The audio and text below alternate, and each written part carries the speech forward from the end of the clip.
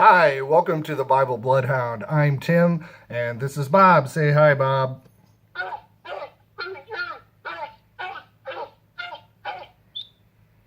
Oh, come on, get over it. Westminster Dog Show, a hound didn't win. Big deal. It's like his Miss America contest. Anyway, we're here, Bob and I are here today to talk about the books of the Bible. There are actually 66 books in the Bible. That's right, 66. You want to know why there's 66 books in the Bible? Because God is a really big God. He is so big that he can't be contained in just one book or two books or three books.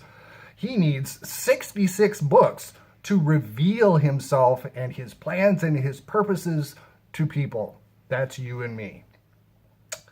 There's an Old Testament and there's a New Testament, or an Old Covenant and a New Covenant.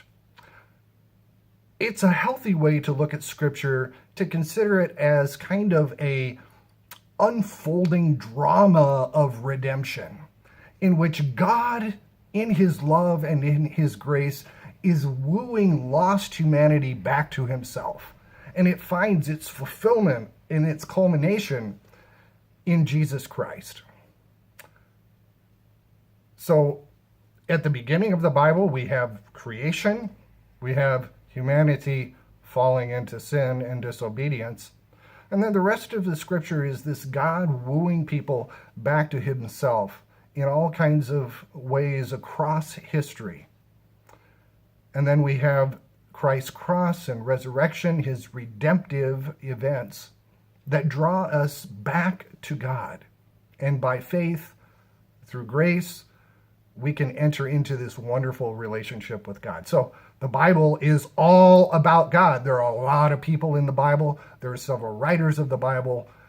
But God is both the object and the subject of the Bible, which is why for me and for Bob, this is so exciting, because you get to know God, his self-revelation, his revealing of himself in the Bible. That's why we're excited about the Bible.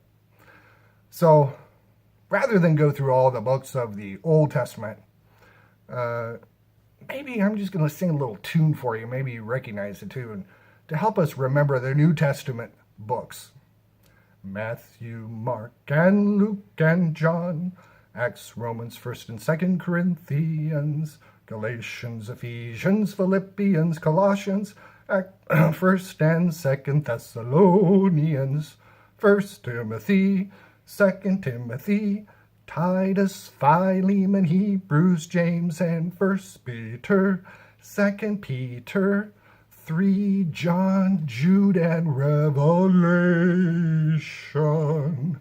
Those are the books of the New Testament. Now, the reason it's handy to know them is because as you get to read the Bible and read the Gospels and the epistles, which are letters to churches, you get a feeling for the theme for each book, because Jesus is revealed in a certain angle in a certain way, and you get to know him better through all of those books. And so when you're talking with someone, or you're just praying, or whatever you're doing, you can kind of draw upon some of that knowledge from your reading to say, hey, this would be Romans would be a great place to go to just really understand faith better, and big words like justification and how God justifies us as sinners. So anyway, books of the Bible, they're good to know, but what's really most important is that we just read through the Bible and enjoy getting to know God. Right, Bob? Yeah, see you on the trail.